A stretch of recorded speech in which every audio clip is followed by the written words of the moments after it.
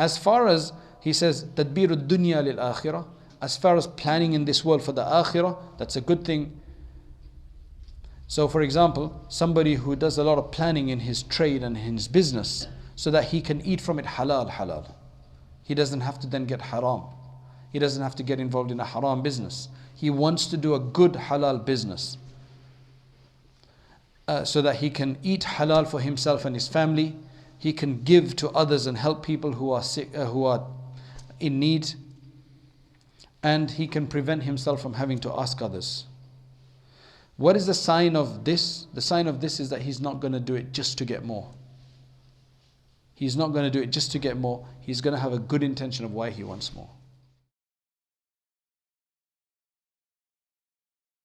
Bismillahir Rahmanir Rahim. Alhamdulillahi Rabbil Alameen. Wa salatu wa salamu ala Sayyidil Mursaleen wa ala alihi wa sahbihi wa baraka wa sallama tasliman kathiran ila yawmiddin, amma ba'd. So to continue with the adab of Imam Sha'rani, it says the next one is وَمِنْ آدَابِهِمْ عَدَمُ شِكْوَاهُمْ إِلَى الْخَلْقِ مَا يُصِيبُهُمْ مِنْ بَلَاءٍ وَمِحْنَةٍ وَغَيْرِ ذَلِكَ. They don't complain to creatures, they don't complain to other people for the calamities and the different trials and tests that they confront. So if they are afflicted in some kind of trial or something, they don't go and complain. One is you ask somebody for help in something, that's different, but to complain, oh look at the test that I've had to go through, look what keeps happening to me. It's like a complaint, because when you complain about a test, you're complaining about Allah subhanahu wa ta'ala. So inadvertently that's a complaint of Allah, about Allah. That's why he says that Abdul Qadir Jilani rahimahullah used to say, احذر أن تشكو ربك وأنت معافا في بدنك أو لك قدرة على تحمل ذلك البلاء بالقدرة التي قواك الله تعالى بها فتقول ليس عندي قوة ولا قدرة. He says, be very careful, totally avoid complaining about your Lord while you have well-being, your body is fine, your physique is fine, or you have the ability to deal with that test with the ability that Allah has given you. So if you've got that ability, so if Allah has given you an affliction, He's given you the ability to deal with it, then what's the problem with that? Stop complaining. So don't say, for example, I don't have any ability to deal with this, I'm totally lost in this, I'm totally without power, or something of that nature. Or أو تشكوه إلى خلقه وعندك نعمة ما أنعم بها عليك وتقصد بتلك الشكوى الزيادة من خلقه. Or that you complain to people while you still have bounty from Allah subhanahu wa ta'ala that Allah has given you. And by complaining, you just want more from people. You want people to feel sorry for you. So you complain to them, oh, I've got this issue and that issue. There's people who will complain all their life. They have, but they're just always complaining. It's just the way they are. They never thank. They're never thankful. They're never grateful. They are always diminishing what they have. One is you diminish it to not let people know because you don't want to show off or whatever. But they say this in a complaining way, in a diminishing way. Almost like they don't have. So that is absolutely opposite to shukr. And that is very detrimental. That's why I'm saying you have a ni'mah from Allah. And then you're complaining because you want to attract attention from people so that they may give you something. They may feel sorry for you. So, فَاحْذَرْ مِنَ الشَّكْوَى لِمَخْلُوقٍ جَهْدَكَ.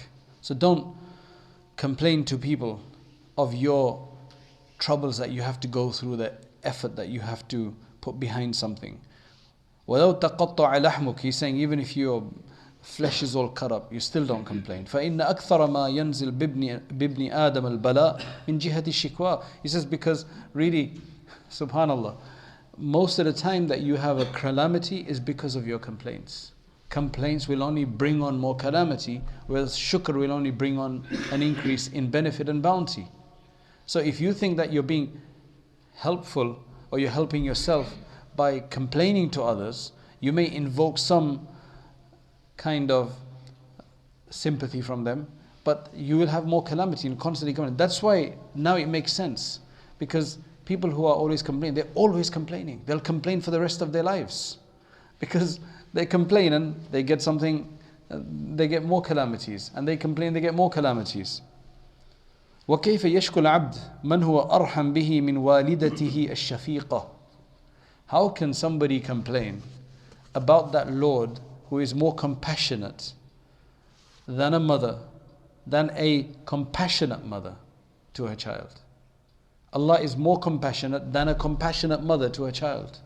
So not just any mother. That's why there's a hadith related by Imam Bukhari and Muslim from Umar ibn al-Khattab radiyallahu anhu. He says that once there were a number of prisoners that came to the Prophet sallallahu alaihi wasallam. They were brought to him.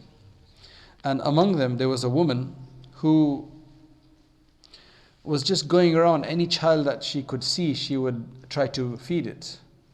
Just out of compassion for the child, that they've all been caught or whatever the case is. So the Prophet ﷺ said, do you see this woman? Could you ever expect her to be throwing her child in the fire if she's so compassionate to her child right now? So that's the state of mothers. Then the Prophet the people said, no, of course not, we can't see that happen. She's far from doing something like this. So then the Prophet ﷺ said, Allah is more merciful to His servants than even this mother to her own child. If this is how she's doing to other children, can you imagine how compassionate and merciful she will be to her own child? And then Allah is more merciful than that. So don't complain. You can try to seek help, but you can't keep complaining and going on, moaning essentially. This is what people do, moaning and whining. That's essentially what it is about Allah. Oh, I've always got these issues, وَمِنْ آدَابِهِمْ. So the adab of the people of Allah is كَثْرَةُ شُكْرِهِمْ عَلَى النِّعْمَةِ امْتِثَالًا لِلْأَمْرِ لَا طَلَبًا لِلزِّيَادَةِ. This is something new. So Allah says in the Qur'an, وَإِن تَعُدُّوا what is it? لَإِن شَكَرْتُمْ لَأَزِيدَنَّكُمْ. If you do shukr, we'll give you more. So then you think from a business perspective, from that commercial mind perspective, or selfish perspective, that I'm going to do more shukr so that I get more. Wrong intention. And only the people of Allah understand this kind of thing. So we're always looking for our benefit. That's why he says their adab is that they will do abundant shukr on any benefit that they get purely because Allah wants them to do shukr, so to fulfill the command. La talaban li ziyada, not so they can get more out of it. They're going to get more out of it. That's something that will happen automatically. But that's not why we're supposed to be doing it. We're supposed to be doing it for the sake of Allah. Now in the Quran it does say, if you do shukr, we'll give you more. From a human psyche perspective, it's understood there that humans will do it for that reason. But you can't do it for that reason all your life. It's that child, you give them £10 each time they finish a juz of the Quran. The idea is that you get them used to learning, and when they start running, then after that, they'll do it for themselves. So it's like this as well here. Maybe in the beginning, people may do shukr and be grateful to Allah, thinking, oh, I'll get more out of this. But that is not the way of the people of Allah. They have to then move on to the real reason. So Allah subhanahu wa ta'ala's commands are really based on human psyche, to start them off with a bit of incentive, but then the maqsad is to actually get to Allah subhanahu wa ta'ala. That's why they say, عَلَيْكَ بِشُكْرِ النِّعْمَةِ. You should always be thankful. You should always adhere to gratitude for the bounties that you have, because anybody who's not grateful for his bounties, then he is facing their elimination. He is putting himself up to their elimination. وَاحْذَرْ أَن يَكُونْ شُكْرَكْ لِأَجَلِكَ. But also be careful that when you do shukr, don't do it for yourself. بَلْ اِجْعَلْ شُكْرَكَ امْتِثَالًا لِأَمْرِ رَبِّكَ بِالشُّكْرِ. Do your shukr because Allah has told you to do shukr. That's why Allah subhanahu wa ta'ala says, أَنِشْكُرْ لِي. That you thank me. So understand, he says, essentially, if we're doing shukr to get more out of it, then it's like we're doing shukr to get more of the dunya. If we're doing shukr to thank Allah, then we're doing it out of His love. And if Allah's on our side, we're going to get more benefit anyway. So it's just the wrong way to think about this. Should I just focus on getting the things that get sprinkled, or should I get really close to the one who's giving them out in the first place? Okay, the next point he makes is shiddatu satrihim limaqamihim. They're very, very careful about revealing their status. They don't go around showing off that I do this much tahajjud, I'm this close to Allah, or whatever the case is. They just always avoid that kind of idea. فَقَدْ قَالُ وَالْكَامِلْ مَنْ يَهْضِمْ نَفْسَهُ حَتَّى يُزَكِّيهِ رَبُّهُ. That the person who's accomplished in this regard is the one who will digest his own self. He won't reveal his own self. He'll just keep it within, because he doesn't show off at all, right? Until Allah will purify him. So if Allah purifies somebody and praises them and has them praised, that's different from somebody wanting fame and praise. Somebody trying to show, I'm like this, I'm like this. For example, there are people who are known. Certain individuals, they'll go into a masjid. They will insist on leading the prayer. They will insist on leading the prayer because they say, for whatever. Why would you insist on leading the prayer? Why would somebody come and insist? Because he thinks he's the best of them or something? Otherwise, why else would it be? Unless he reckons that everybody else is, maybe that's a reality in some cases, that the normal imam or the people who are there don't know how to pray, they'll mess up the prayer. That's a different story. But you've got a proper imam in a masjid, but this guest comes and he is insisting on leading the prayer. One is requesting, another one is insisting that I must do it. Or his people insist, the people that come with him. I'm saying this because it's actually happened. That's why the way they explain this, they say that أحسن بذر الحراث ما بذره ثم ستره بعد ما بذره حتى نبت في بطن الأرض وأقبحه ما نبت فوقها لأنه لا ثبات له. A beautiful example, he says, the best of any seed that is sown, the best of any plant that is planted, is the one that the farmer plants, then conceals after he's planted it, until it begins to grow in the depths of the earth, then it comes out into the open. In that case, it's going to have a strong root because it's grown and it's spread its roots into the ground. Whatever is showing upstairs is not just what you see. There's more to it beneath. Whereas he says the worst of it is that you scatter around and then it grows on the top, then it's just like weed, because it has no permanence. The next one he says, another adab is that they don't plan.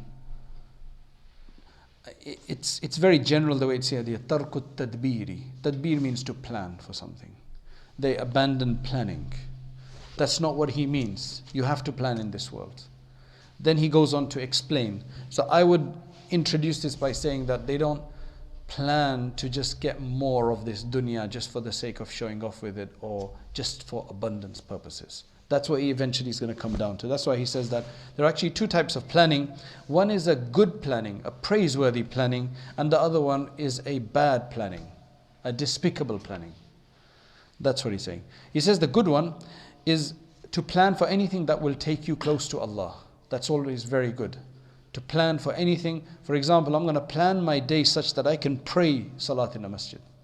I can at least get this many salat in. That's why I want to plan it like this. I want to plan to get that job because it allows me flexibility, so I can go for hajj, or I can do this, or I can do that. Or I can spend time with my family, or I can spend time in the masjid or to help people. So that kind of planning. I want to do this job because it gives me more money, so I'll have more money to help people with. That kind of good planning is completely fine.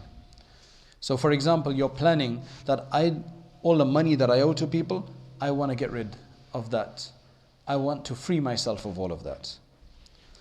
Or I'm planning so that I can start avoiding the sins that I generally commit. Something like that. The bad one, the bad planning, is to plan the dunya for the dunya, which is that I'm going to try to get this job or that job or do this business or whatever, so I can just have lots and lots. Not for any good reason, I just want lots and lots. I want to be called wealthy. I want to be able to drive around like this, that and the other, or whatever the case is. Because he says that in that case, if that's the kind of planning you're doing, then every time you get more, you're going to get more of the world, but you're also going to get more ghafla, and deception from Allah, you're also going to be more heedless from Allah subhanahu wa ta'ala. And he says that the sign of this is simple, that anything you plan for which takes you away and occupies you from fulfilling the obligations of Allah subhanahu wa ta'ala, and that takes you to opposing Him in any deeds that He's told you to do, then understand that that is the wrong kind of planning you're doing. Very simple test to do this. As far as, he says, tadbiru dunya lil akhirah, as far as planning in this world for the akhirah, that's a good thing. So for example, somebody who does a lot of planning in his trade and in his business, so that he can eat from it halal. He doesn't have to then get haram. He doesn't have to get involved in a haram business. He wants to do a good halal business, so that he can eat halal for himself and his family. He can give to others and help people who are sick, who are in need.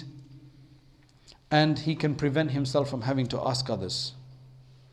What is the sign of this? The sign of this is that he's not going to do it just to get more. He's not going to do it just to get more. He's going to have a good intention of why he wants more. Oh Allah, give me lots so I can help others with it. The next one he says is that they used to also, another of their adab was that they would be pleased and satisfied with a very lowly amount of anything. Of especially those things which the nafs would like, which the nafs desires, they would be just satisfied with a bit of it.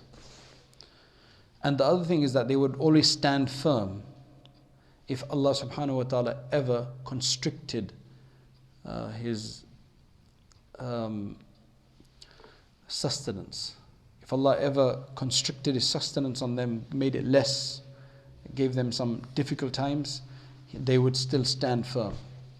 He says, look, what you have to understand is that this is a very clear issue, that anybody who is satisfied with a small amount of the things that people generally like to get, then what you have to remember is that the benefit of that is that that person will never enter into competition with anybody. He'll never have a quarrel with anybody, right? Because as the hadith mentions, that if you avoid going for those things, the dunya basically, or what people have, possessions of people, then people will love you because you're not a competition. A lot of it is based on competition of something of the other, whether that be position or goods or something. And then he says, and his heart will be at rest. He won't be tired in trying to get more than he needs, as long as you're always content and satisfied. So if he is given just a piece of barley bread to eat, he's satisfied with it, and he thanks Allah for it. If Allah gives him just a seed, he's also satisfied with that, and he thanks Allah for it.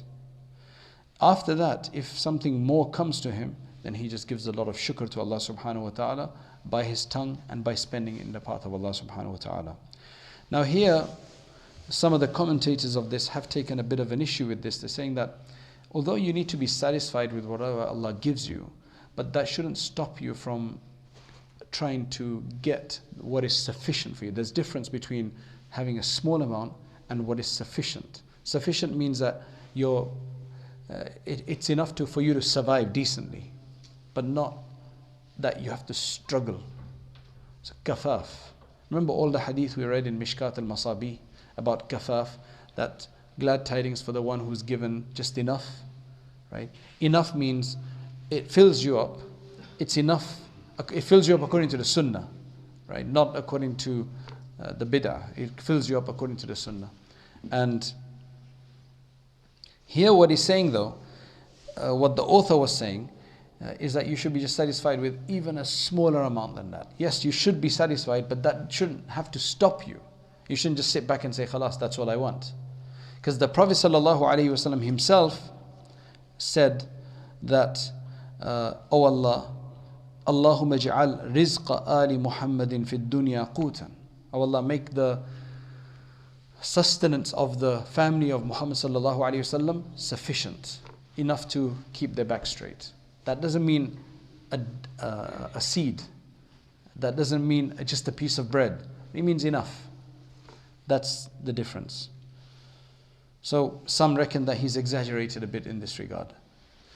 Another of their adab is لا يضيفون إليهم شيئا إلا مع الحضور أن ذلك من نعم الله عليهم دون أن يضيفوا ذلك إليهم مع الغفلة وادعاء الملك.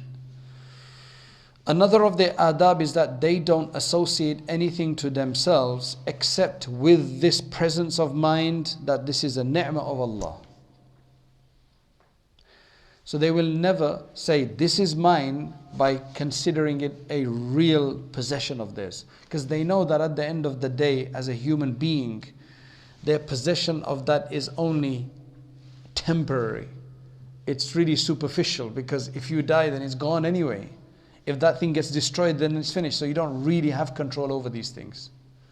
So they're always at the, it's all about having Allah in your mind. So the idea is that this is, I'm thanking Allah because He's given it. So this is Allah's. Yes, it's associated to me, but it's not associated to me in terms of my control as such. The control that I have is a very weak control. So it's just about recognizing Allah subhanahu wa ta'ala in everything. That's what he's saying here.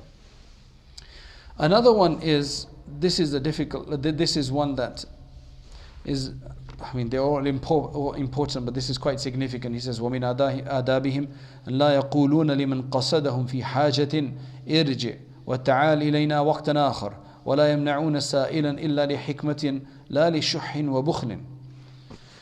You know, when somebody comes to you for a need and you don't want to give it to them, and you can't say no for whatever reason, what do people do? Come later. I don't have time right now. They give him some weird time to come. Or they tell him to come and then say, oh, I'll call you back. And then you never call them. So don't do that. They will never say to somebody who comes to them for a need, go back and come back to me another time. They will never say no to a person who asks unless it's for a very particular wisdom. They will never do it out of miserliness of the heart. They will never do it because of their stinginess. Another one which is a very important one actually is كُلُّ مَوْضِعٍ عَظَّمَهُمُ النَّاسُ فِيهِ وَخَافُوا مِنْهُ الْفِتْنَ لَا يَأْلِفُونَهُ. I mean, our state is the opposite in this one. He says that every place in which they get a lot of respect, people glorify them, and they feel that this is a fitna for me, then they will not go to that place as much. They won't like going to that place. Our situation today with all of the fame that goes around is that that's the place we'd like to go because we like to enjoy the attention. So they don't do this because it's purely for Allah subhanahu wa ta'ala. And the thing is that, you know, the more they try to conceal themselves and have humility, Allah subhanahu wa ta'ala just shoots them to stardom. Because He knows He's prepared for that. They're prepared for that. They haven't grown outside the ground. They have roots. There's a lot more there than what shows. So there's some people who just become very famous, but they're very fickle. They have no roots. They don't have any steadfastness. The one who's created steadfastness first, then he starts to appear. That's what's really beneficial. So yeah, so they avoid any place that people respect them a lot in there and they feel. Now if people respect them a lot but they have no fitna in that case, then that's fine. You're helping people, it's fine. Right, the next one. He says they speak a little during eating. They don't talk too much when eating. Because they have an understanding that they are sitting at the table of Allah. They're sitting on the dastarkhan of Allah, on the food of Allah. Right? And Allah is watching them and their adab and how they are giving preference to others over themselves. So Allah is watching them. This is constant attention. And they're thankful to Allah subhanahu wa ta'ala. Now, it's makruh actually. It's bad to think it's best not to say anything when eating and eat in silence, because that is actually from certain other religions. So that wouldn't be right. But at the same time, you talk so much. When you talk so much, you probably end up eating more because you don't focus on your food. If you focus on your food and you do it ceremony, you actually enjoy the food, you can thank Allah. If you don't enjoy your food, you're not going to thank Allah. But if you If a good person, a righteous person, has good food, they're going to thank Allah, because then the shukr is going to come from them. But if they're distracted, they won't thank Allah subhanahu wa ta'ala. I don't know if you've ever eaten while speaking to somebody on the phone, you get no barakah, the food just goes. And you don't even feel full sometimes afterwards. That's why the Prophet ﷺ said that some people, they eat with 7 intestines, because it's like they have so much, they just can keep filling it up and they don't get full. That's based on kufr or fisk. Another of their adab is that they do not eat from the middle of the plate. They don't start from the middle of the plate, because there's a hadith which mentions that barakah arises from the middle, comes from the middle, and it spreads. So eat from the sides and don't eat from the middle. Let the source continue. This hadith is related by Imam Ahmad, Humaydi, Tirmidhi, etc. Hadithun Hasanun Sahih. Abu Dawud and Nasai also relate this. Another of their adab is ijabatu akhihim at-taqi idha da'ahum ila ta'amihi. They will always accept an invitation of a righteous brother if that righteous brother invites them. So if a righteous person invites you for food, they will always answer that. They will always respond to it and accept it. That's why Sayyidi Ali al-Khawas, he mentions that if your brother invites you, if your believing, righteous brother invites you to food, then accept it and make him happy. Don't accept the food of an oppressor or a transgressor or anybody who deals with riba and interest, or those who only call wealthy people and don't call poor people. They specifically just want prominent individuals. They don't want to invite anybody else. And he says, if you do go to eat somewhere, then don't move away until it's going to all be lifted up. Which means that don't kind of eat a bit and just kind of walk off as though, you're showing some kind of arrogance or something.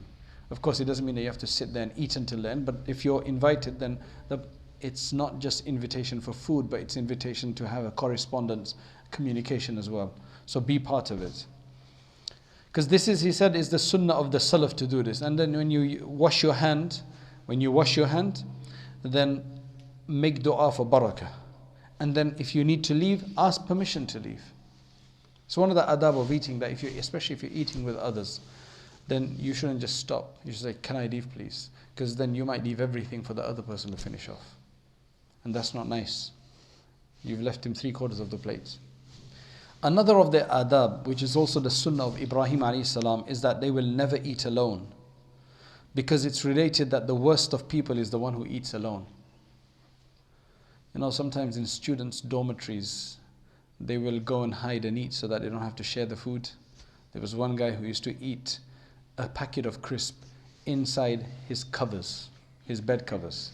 How can you eat crisp, or you know what I mean, crisp, right? American chips, that's what they call them there. Inside of the packet's always one that rustles. I don't know why those packets that they come in always rustle a lot. It's the plastic that they use. So you're trying to eat that, and then the crunch. How can you do that? And it's like everybody knows. It's proper miserliness. Allahu Akbar. And then you find the wrapper in the bin the next day. So he says, the worst of the people is the one who eats alone. Sayyidi Ali al-Khawas says, do not eat alone. Don't eat in the darkness. Another way to conceal yourself. And on the other hand, don't waste any food. Eat a bit, and then there's so many people who do this. They eat a bit of food, they do not keep it. They have this idea that it's just going to go bad or whatever, and they just throw it away. Because he said that whatever food has come to you, it's for you to eat, not so that you can throw it away. Anything that does fall down, pick it up. Because it's mentioned in a hadith that, the hadith he mentions here is weak. Because he says here that anybody who eats that which is dropped, Allah subhanahu wa ta'ala will remove from him insanity, leprosy and these diseases from him, his children, his father, and so on. But the narration, the author, sorry, not the author, but the editor mentions that this is a weak narration. However, there is another hadith which says that if you do drop something, you should still pick it up, remove anything that's wrong on there, and eat it. Don't leave it for the shaitan. Another one, he says that their adab is not. So he says, this is not of their adab, that they will turn their faces away from people when they're drinking. Because apparently this is some custom in some places, that when they're drinking, they turn their face away.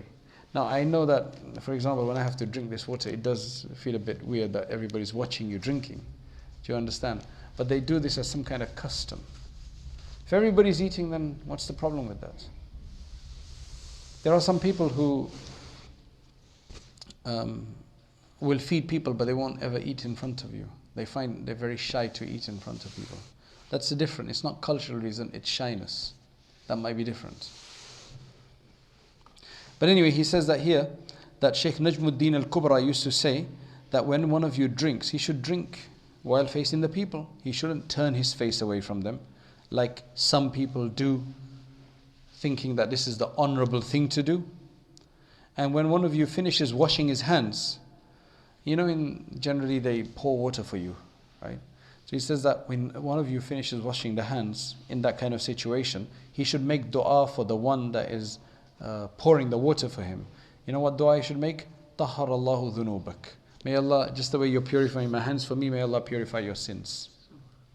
So that's a very appropriate dua to make at that time.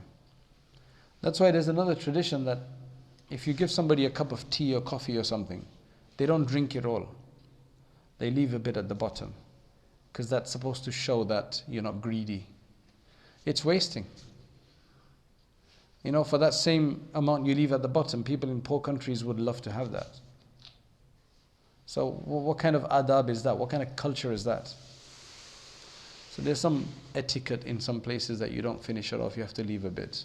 I can understand that if you've got tea bags at the bottom or something like that, or tea leaves at the bottom, it's difficult to drink that. But when it's clean, then what's the problem with that? The next one here, the final one I'm going to read today, is that when they clean themselves, after relieving themselves, when they istibra, when they istinja, istibra, when they clean themselves, they are careful of not using their right hands.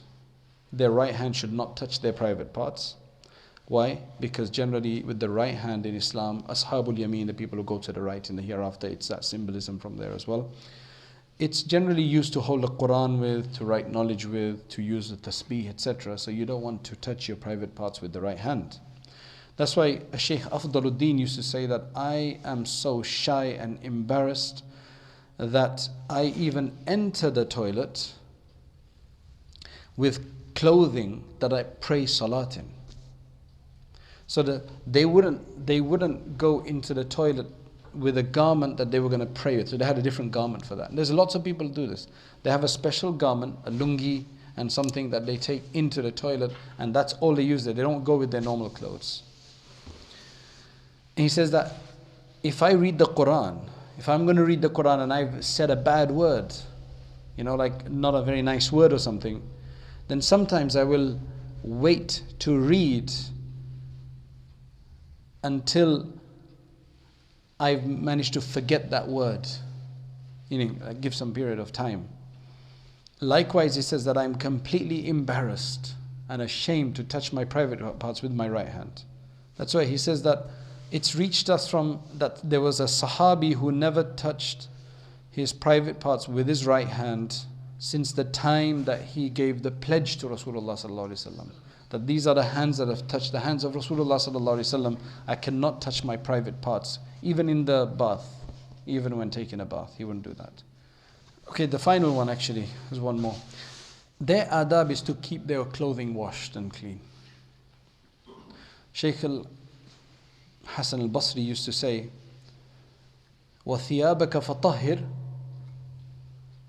your clothes keep clean, so keep them clean. And if they ever wear new clothes, their adab is that if they ever wear new clothes, they will never they will never forget to read the dua, which is Alhamdulillah alladhi kasani hadha wa razaqanihi min ghayri hawlin minni wala quwwa, which means all praises to Allah who gave me this to wear and who gave me this without any effort on my part or without any power from myself. Which is related to Imam Abu Dawud from Mu'adh ibn Anas radiyallahu anhu that Rasulullah sallallahu alaihi wasallam said, "Man akala ta'aman faqala alhamdulillahi alladhi at'amani hadha wa razaqanihi min ghayri hawlin minni wala quwwa ghufira lahu ma taqaddama min dhanbih." The Prophet sallallahu alaihi wasallam said in this hadith that all praises to Allah who gave me this to eat and who sustained me with this without any effort or power on my part. Anybody who makes this dua, all of his previous sins are forgiven. وَمَنْ لَبِسَ ثَوْبًا جَدِيدًا فَقَالَ الْحَمْدُ لِلَّهِ الَّذِي كَسَانِي هَذَا وَرَزَقَنِيهِ مِنْ غَيْرِ حَوْلٍ مِنِّي وَلَا قُوَّةٍ غُفِرَ لَهُ مَا تَقَدَّمَ مِنْ ذَنْبِهِ وَمَا تَأَخَّرَ. Anybody who wears a new garment says, all praises to Allah who gave me this to wear and who provided this to me without any effort on my part or without any power, then for them all their past and future sins are forgiven. That gives a big, very big reward. Just to remember Allah subhanahu wa ta'ala in that time. So may Allah subhanahu wa ta'ala give us these adab. May Allah allow us to remember these things and to change our life accordingly, become better human beings and become better servants of Allah subhanahu wa ta'ala. Wa akhiru da'wana anil hamdulillahi rabbil alameen. The point of a lecture is to encourage people to act, to get further, an inspiration, an encouragement, persuasion. The next step is to actually start learning seriously, to read books, to take on a subject of Islam and to understand all the subjects of Islam, at least at their basic level, so that we can become more aware of what our deen wants from us. And that's why we started Rayyan courses, so that you can actually take organized lectures on demand whenever you have free time. Especially, for example, the Islamic Essentials course that we have on there, the Islamic Essentials Certificate, which you take 20 short modules. And at the end of that, inshallah, you will have gotten the basics of most of the most important topics in Islam, and you'll feel a lot more confident. You don't have to leave lectures behind. You can continue to leave, to listen to lectures, but you need to have this more sustained study as well. Jazakallah khairan. Assalamu alaikum wa rahmatullahi wa barakatuh.